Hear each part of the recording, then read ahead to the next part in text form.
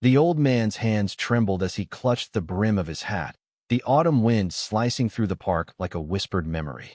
His eyes, clouded with age, fixed on the horizon where the sun bled into the earth, painting the sky in hues of grief. He was alone, as he had been for years, but today, the weight of solitude felt heavier, as if the bench itself might crumble under it. Elliot Grayson, 82 years old, had come to this park every evening since Clara's passing a decade ago.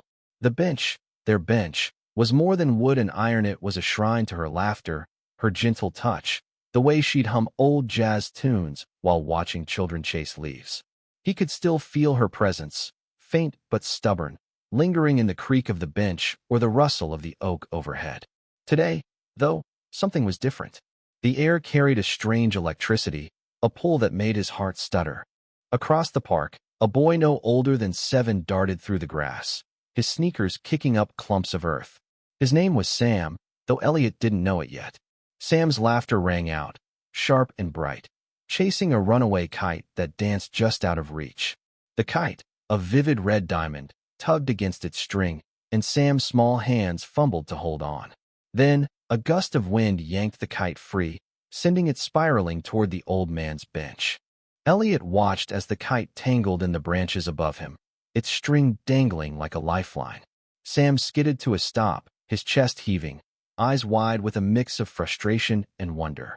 "Mister, can you help me get my kite?" he asked, voice small but bold, his brown eyes catching the last of the sunlight. Elliot blinked, startled. No one had spoken to him here in years. People passed by, their gazes sliding over him as if he were part of the bench itself, a fixture, not a man. He cleared his throat, the sound rough like gravel. "Your kite, huh?" he said, his voice creaky from disuse. "Let's see what we can do." He stood slowly, joints protesting, and reached for the string with his cane.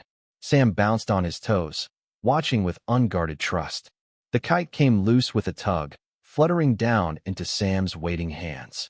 "Thanks, mister," the boy chirped, clutching the kite like a treasure. But he didn't run off. Instead, he plopped onto the bench beside Elliot, swinging his legs. "Why are you here all alone?" The question hit like a stone. Elliot's fingers tightened around his hat, the same wool cap Clara had knitted decades ago, its edges frayed but warm. "I'm remembering someone," he said softly, his gaze drifting to the horizon again. This was her favorite place. Sam tilted his head, curious. Who was she? Elliot hesitated. The words felt too heavy, too sacred for a stranger, even a child. But Sam's eyes held no judgment, only a kind of fearless openness that reminded him of Clara. "My wife," he said at last. Her name was Clara. She loved this park. Used to say it was where the world felt right. Sam nodded solemnly, as if he understood more than a boy his age should. "My mom says I'm not supposed to talk to strangers, but you don't seem like a bad guy. You got kind eyes." He grinned, revealing a gap where a front tooth was missing. What was Clara like? Elliot's chest ached. He hadn't spoken her name aloud in so long, hadn't shared her memory with anyone. "She was sunlight," he said, voice breaking. "Always singing, always seeing the good in people, even when I didn't deserve it." He chuckled, a dry, wistful sound. "She'd have liked you, kid. You've got her kind of spark." Sam beamed, then pointed at the hat in Elliot's hands. "Is that hers? It looks old." Elliot ran his thumb over the hat's brim, feeling the familiar stitches. "She made it for me. Said it'd keep my stubborn head warm." He paused, then, on impulse, lifted the hat and turned it over. Tucked inside was a small, folded piece of paper, yellowed with age. He hadn't noticed it in years, had forgotten it was there. His fingers trembled as he unfolded it, revealing Clara's handwriting, delicate and sure. "For Elliot, my heart. Keep this close when I'm gone." His breath caught. The note was a knife, sharp and tender, cutting through the years. Sam leaned closer, sensing the shift. "What's that?" he asked, voice hushed. "It's from her," Elliot whispered. He stared at the note, then at Sam, whose small face was alight with curiosity. Something stirred in him, a flicker of purpose he thought had died with Clara. "Kid, you ever lose someone you love?" Sam's smile faded. He looked down at his kite, fingers tracing its frayed edges. "Yeah," he said quietly. "My dad. He went away last year. Mom says he's in a better place, but I miss him." Elliot's heart twisted. He saw himself in the boy's slumped shoulders, the way grief clung to him like a shadow. Without thinking, he reached into the hat again, feeling something else tucked in the Leninga's small, silver locket, heart-shaped, with a tiny clasp. Clara's locket. She'd worn it every day, a gift from her mother, filled with a photo of them on their wedding day. He hadn't touched it since her funeral. "Sam," he said, voice steady now, "I want you to have this." He opened the locket, revealing the faded photo, Clara's radiant smile, his own younger face beaming beside her. This was hers. She'd want someone with a good heart to keep it safe. Sam's eyes widened. "But why me? I'm just a kid." "Because," Elliot said, "you reminded me that hearts don't stop beating just because someone's gone." Clara would have wanted her love to keep going, not stay stuck with an old man like me. Sam took the locket, his small hands careful, reverent. "I'll keep it safe, mister. Promise." He slipped it into his pocket, then hesitated. "Can I come back tomorrow? Maybe bring my mom. She's sad too." Elliot smiled, the first real smile in years. "I'd like that, Sam. I'd like that a lot." As the boy ran off, kite trailing behind him, Elliot sat back, the bench less heavy beneath him. The sun dipped lower, casting long shadows, but for the first time in a decade, he didn't feel alone. The park was quieter the next evening, the air thick with the scent of damp leaves and impending rain. Elliot sat on the bench, his hands empty without the familiar weight of Clara's hat, now just a memory he'd passed to a boy he barely knew. The locket's absence left a hollow ache, but there was something else too, a spark of warmth, like Clara's hand on his shoulder, urging him to keep going. He'd spent the night rereading her note, those simple words looping in his mind.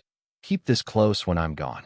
He wondered if giving the locket away had been a betrayal or a fulfillment of her wish.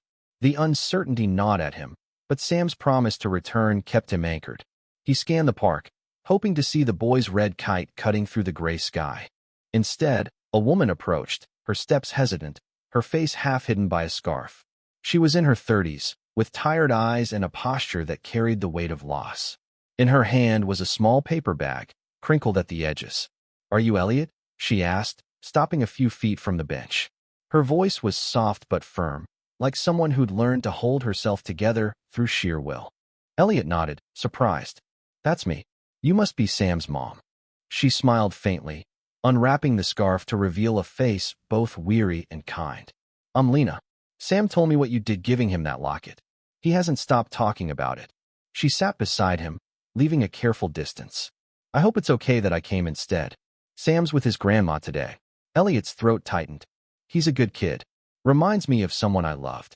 He paused, unsure how much to share. "I'm sorry about your husband." Lena's gaze dropped to the bag in her lap. "Thank you.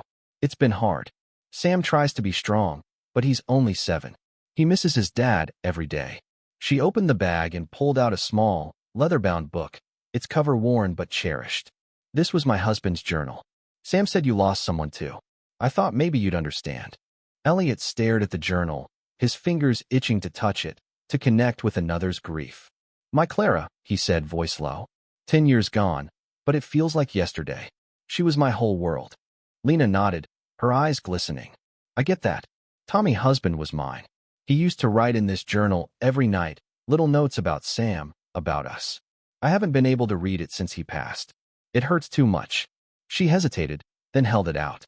"Sam said you have kind eyes. I think maybe you could read it. Tell me if I'm ready to face it." Elliot took the journal, its weight heavier than its size suggested. He opened it carefully, the pages filled with tight, slanted handwriting. "Sam laughed so hard today he spilled his juice." Lena's smile could light up the world. The words were simple, raw, a father's love captured in ink. Elliot's eyes stung. "He loved you both fiercely," he said, closing the journal. "This is a treasure, Lena. When you're ready, it'll be like hearing his voice again." Lena's shoulders shook, a quiet sob escaping. "I want to be ready, but I'm scared. What if it breaks me?" Elliot leaned forward, his voice steady despite the ache in his chest. "It won't. It'll hurt, but it'll also heal. Clara left me a note, just a few words, and it's kept me going. Your husband's words will do the same for you." They sat in silence, the park wrapping them in its gentle hum. Then, a new figure appeared, a man in his 60s, wiry and weathered, carrying a guitar case. He stopped a few yards away, eyeing the bench. "This seat taken?" he asked, his voice gravelly but warm. Elliot and Lena exchanged a glance.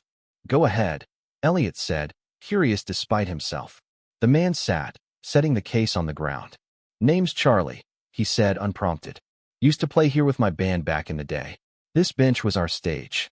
He grinned, revealing a crooked tooth. "Saw you two looking like you needed a song." Before they could respond, Charlie pulled out his guitar and strummed a soft, mournful chord. The notes floated through the park, drawing a small crowd: kids, joggers, an elderly couple. He sang, his voice rough but soulful, a song about love and loss and finding light in the dark. Lena clutched the journal tighter, tears streaming down her face, but she was smiling. Elliot felt his own heart lift, the music weaving Clara's memory into the moment. Charlie finished, tipping an imaginary hat. "For the lonely hearts," he said, winking at Elliot. "Keep that bench warm, old-timer." He packed up and left, his song lingering like a gift. Lena wiped her eyes. "That was unexpected. I haven't smiled like that in months." She looked at Elliot, gratitude in her gaze. "Sam was right about you. Thank you for being kind to him and to me." Elliot shook his head. "Your boy started it. He gave me something to hold on to yesterday. Maybe we're all just passing it along." As Lena stood to leave, she pressed the journal into his hands. "Keep it for now. I'll come back for it when I'm ready. And I'll bring Sam tomorrow." Elliot watched her go, the journal warm against his palms. The park felt alive, the bench no longer a shrine but a crossroads, a place where stories met and carried on. The rain came that night, a soft drizzle that turned the park into a shimmering mirror of streetlights and shadows. Elliot sat under the oak, Tom's journal tucked inside his coat to keep it dry. He hadn't opened it again since Lena left, but its presence was a quiet comfort, like a promise he was keeping for someone else's heart. He thought of Sam, of the locket now in the boy's small hands, and wondered if Clara would approve. She'd always believed in giving, in sharing love like it was bread to be broken and passed around. The thought made him smile, but it also stirred a deeper question. What else had he been holding on to that could help someone else? The park was nearly empty, the rain keeping most people away. But Sam appeared, his red kite tucked under his arm, his mother trailing behind with an umbrella. "Mr. Elliot," he called, sprinting to the bench, his sneakers splashing through puddles. Lena followed, her scarf damp, but her face brighter than yesterday. "You came," Elliot said, his voice warm with surprise. Sam climbed onto the bench, grinning. "I told Mom we had to. I wanted to show you something." He reached into his pocket and pulled out the locket, now tied to a thin leather cord. "I made it a necklace so I won't lose it." "See?" Elliot's heart swelled. The locket gleamed in the dim light. Clara's love repurposed for a new keeper. "That's perfect, Sam," he said. "She'd be proud." Lena sat beside them, her eyes on the journal in Elliot's lap. "Did you read more?" she asked, her voice tentative but curious. "A little," Elliot admitted. "Your husband had a way with words. Makes me wish I'd kept a journal for Clara." He handed it back to her, but she shook her head. "Not yet," she said. "I'm getting there, but keep it a bit longer. It feels safe with you." Elliot nodded, understanding. Grief had its own timeline, and he wouldn't rush hers. Sam, oblivious to the weight of their exchange, tugged at Elliot's sleeve. "Tell me more about Clara. Did she like kites?" Elliot chuckled, the sound softer in the rain. "She loved anything that flew. Kites, birds, even paper airplanes. She'd make 'em out of old sheet music and toss 'em off our porch." He paused, memory flooding back. One time, she made a kite from her favorite scarf, bright blue, like the sky. Flew it right here in this park. Sam's eyes lit up. "Can we make one? Like Clara's?" The idea caught Elliot off guard, but before he could answer, a new voice cut through the rain. "You folks making kites? Mind if I join?" It was Charlie, the guitarist from yesterday, his case slung over his shoulder, a mischievous glint in his eye. He held a bundle of sticks and a roll of string, as if he'd been planning this all along. Lena laughed, surprised. "You're everywhere, aren't you?" Charlie shrugged, sitting on the bench's edge. "This park's my home. Been coming here since I was Sam's age. Got stories in every tree." He pulled out a tattered piece of fabric blue, faded, but vibrant in its own way. "Found this in my bag. Could be a kite, if you're game." Sam clapped, already imagining it. Elliot felt a pang, the blue fabric eerily like Clara's scarf. "Where'd you get that?" he asked, his voice sharper than intended. Charlie's grin faded slightly. Old band prop. Kept it for luck. Why, it means something to you. Elliot hesitated, the coincidence unsettling. Just reminds me of her, he said, brushing it off. But as they worked together, Sam tying sticks, Lena cutting string, Charlie humming a tune, the fabric felt like a message, a thread connecting past to present. The kite came together clumsily, its shape uneven but spirited. Sam held it high, the rain slowing to a mist. "Let's fly it," he shouted, running into the open field. Lena chased after him, laughing, while Charlie strummed a triumphant chord. Elliot stayed on the bench, watching the kite climb, its blue tail dancing against the gray sky. For a moment, he saw Clara Young, radiant, her laughter echoing in the wind. The kite dipped and soared, and Elliot felt a weight lift, as if he'd given away not just her locket, but a piece of his grief. Charlie leaned closer, his voice low. "You gave that boy something special yesterday. I saw it. This park's got a way of bringing people together." Elliot met his gaze, sensing there was more to Charlie than he let on. "You've been watching us?" Charlie chuckled. "Not watching. Listening. This bench hears a lot of stories. Yours ain't the only one." He nodded toward Sam and Lena, the kite soaring above them. "But it's a good one." The evening stretched on, the kite binding them in shared joy. As the rain stopped, Lena returned, her cheeks flushed. "Thank you, Elliot," she said. "For this. For Sam. For me." Elliot shook his head. "Thank Clara. She's still teaching me how to live." The park glowed under the morning sun, the grass still damp from last night's rain, each blade catching light like a tiny mirror. Elliot arrived earlier than usual, Tom's journal in one hand, a small box in the author collection of Clara's things he'd finally brought from home. He wasn't sure why, but the bench called him to share more, to let go of the pieces he'd clung to for so long. Sam and Lena were already there, the boy kneeling in the grass, tinkering with the blue kite.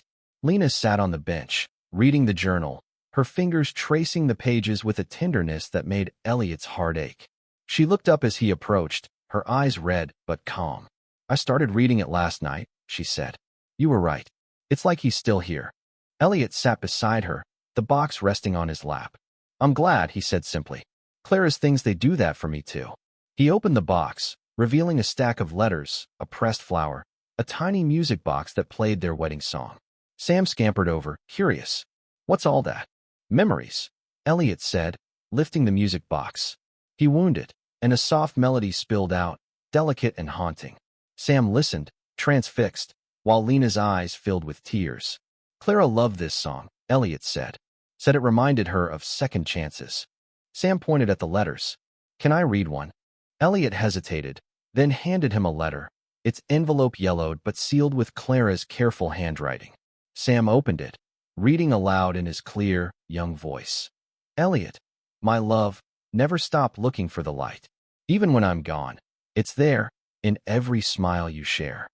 The words hung in the air, heavy with truth. Lena reached for Elliot's hand, squeezing it gently. "She sounds like she was incredible." "She was," Elliot said, his voice thick. "And she'd want you to have this." He handed Lena the music box, its melody still playing. "For you and Sam. To remind you of the light." Lena shook her head, overwhelmed. "Elliot, I can't." "You can't," he said firmly. Clara believed in passing love along. So do I now. Before Lena could respond, Charlie appeared, his guitar case swinging. But this time, he wasn't alone. A woman, about Elliot's age, walked beside him, her hair silver and her smile warm. "This is Rose," Charlie said, gesturing to her. "My sister. She's been coming to this park longer than any of us." Rose sat, her eyes crinkling as she looked at Elliot. "Charlie told me about you. Said you're keeping this bench alive with stories." She reached into her bag and pulled out a small, hand-stitched book. "This was mine and Charlie's when we were kids. A scrapbook of this park, pictures, notes, little things we found. I think it belongs here with you." Elliot took the scrapbook, its pages filled with faded photos of the park through the decades, children playing, couples dancing, a younger Charlie with his band. One photo stopped him cold. A young couple on this very bench, the woman holding a blue scarf. "That's Clara," he whispered, his voice breaking. "And me?" Rose nodded, her eyes soft. "I thought it might be. I took that picture 50 years ago. You two were so in love, it stuck with me." The twist hit Elliot like a wave. This park, this bench, had woven their stories together long before Sam, Lena, or Charlie. He looked at Rose, then at the others, realizing they were all part of something bigger, a tapestry of loss and love, stitched together by chance and kindness. Sam tugged at his sleeve. "Mr. Elliot, can we fly the kite again? For Clara." Elliot smiled, tears in his eyes. "Yeah, kid. For Clara." They flew the kite together, its blue tail soaring high, carrying their shared grief and hope. Rose sang with Charlie, their voices blending into a harmony that felt like home. Lena held the music box, its melody joining the song. And Elliot, for the first time in a decade, felt whole, not because his pain was gone, but because he'd given it a new purpose. As the kite danced against the sky, Elliot knew this wasn't the end. The bench would call him back, and others would come, new stories, new hearts, all connected by the love he'd learned to share.